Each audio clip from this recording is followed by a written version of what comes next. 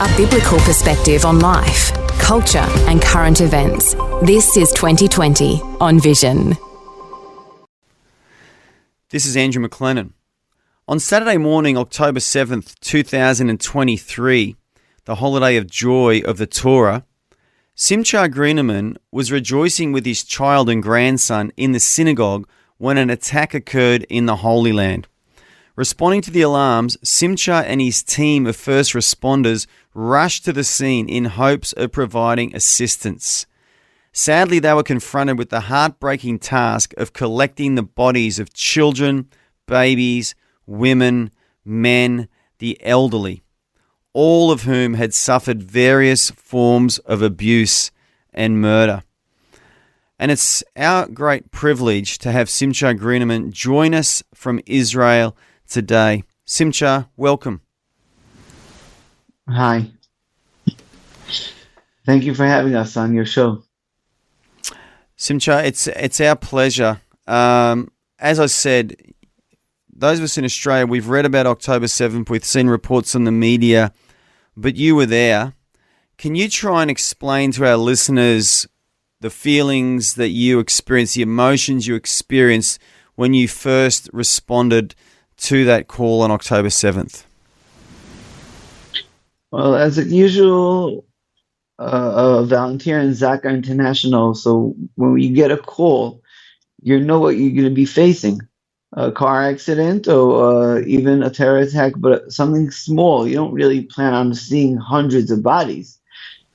And when we got to scenes, what we saw on the highways, that was the first shock. And then going into the kibbutzim was even worse. But when we came to the highways, we saw 30, 40, 50 cars. Like some of them were flipped over, some of them were, the doors were open, but when you looked around, you saw bodies all over. People were burned in their own cars. People were butchered and killed in ways that we cannot understand. That was on the highways. And coming through the houses in the kibbutzim, you saw things that you cannot imagine. As you said, children, adults, women. It's things that you cannot really relate to or even have in plans what you're going to be seeing.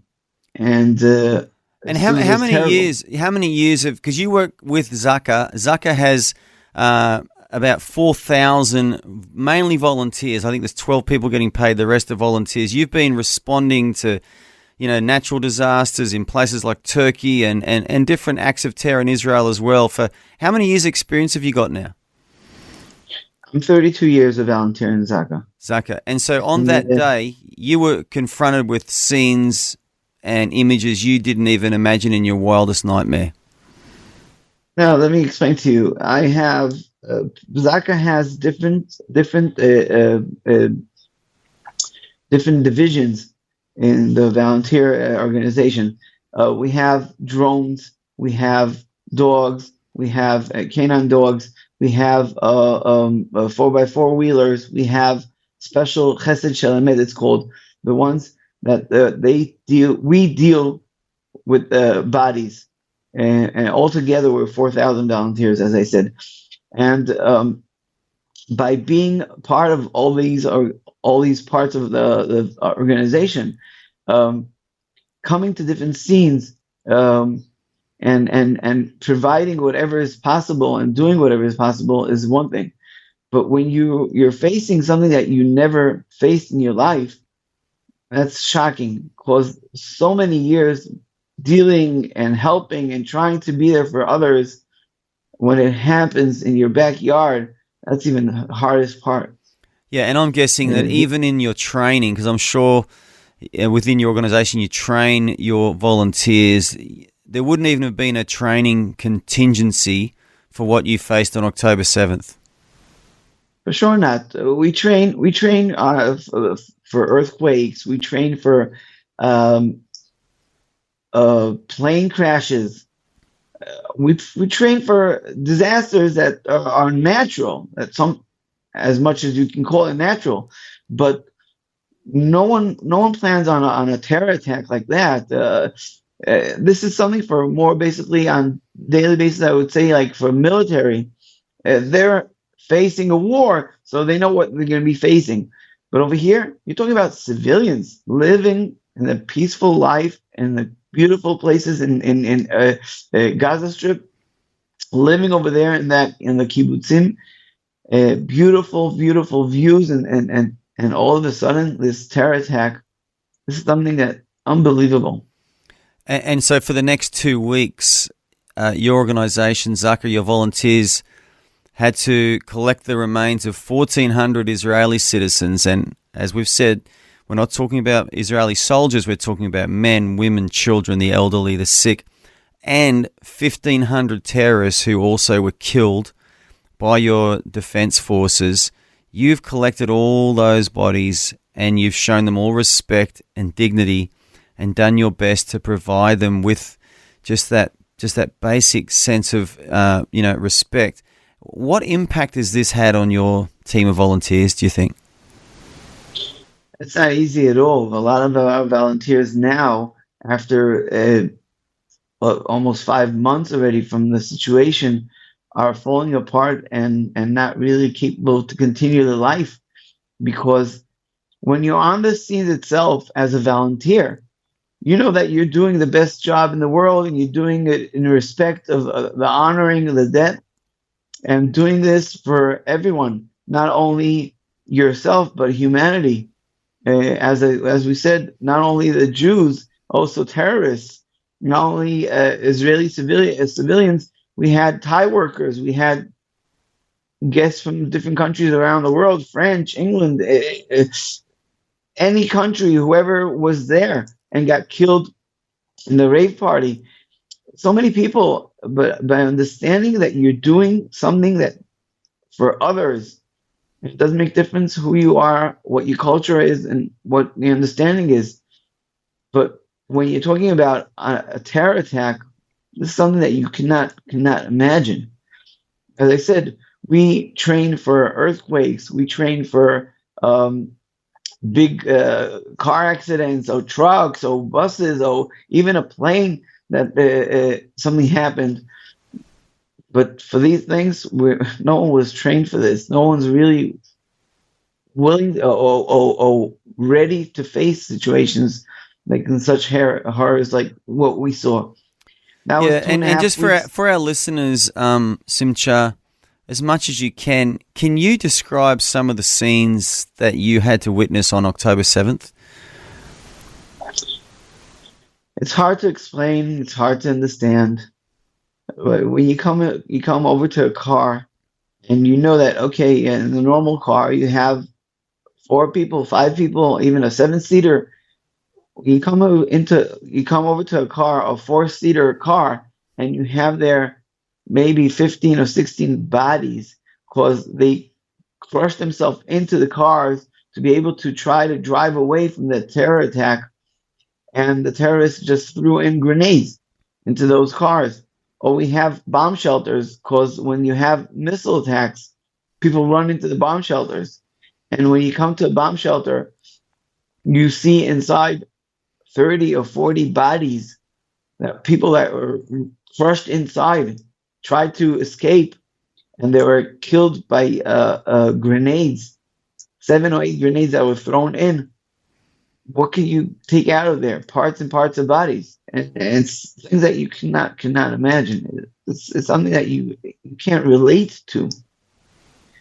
But this is what happened. This is what we dealt on the highways and in the kibbutzim and the rave party. That whole area is something that you can't imagine. You can't relate to.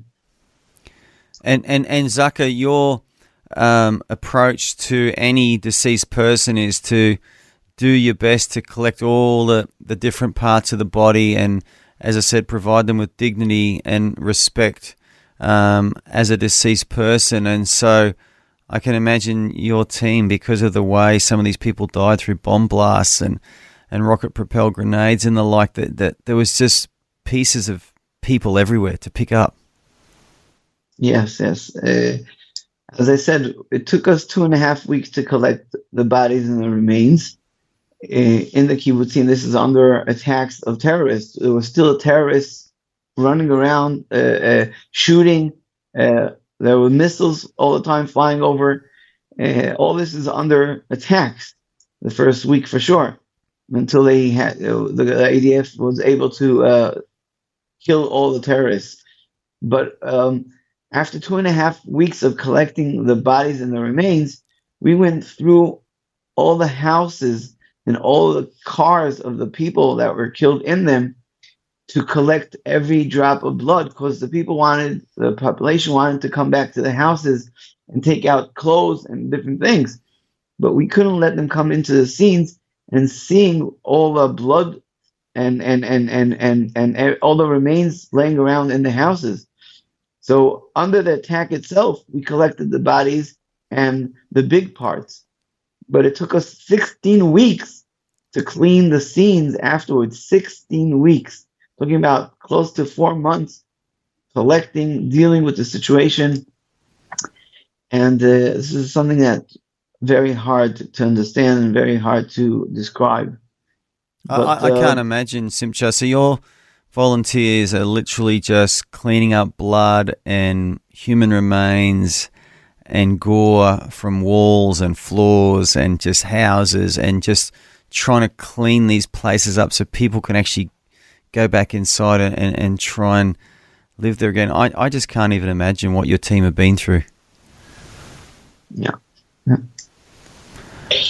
And yeah. So your team now, like you said, some of them are falling apart. So what sort of support and assistance is being provided to your team now, to the volunteers at Zaka who've really just been, in the worst of it now for several months?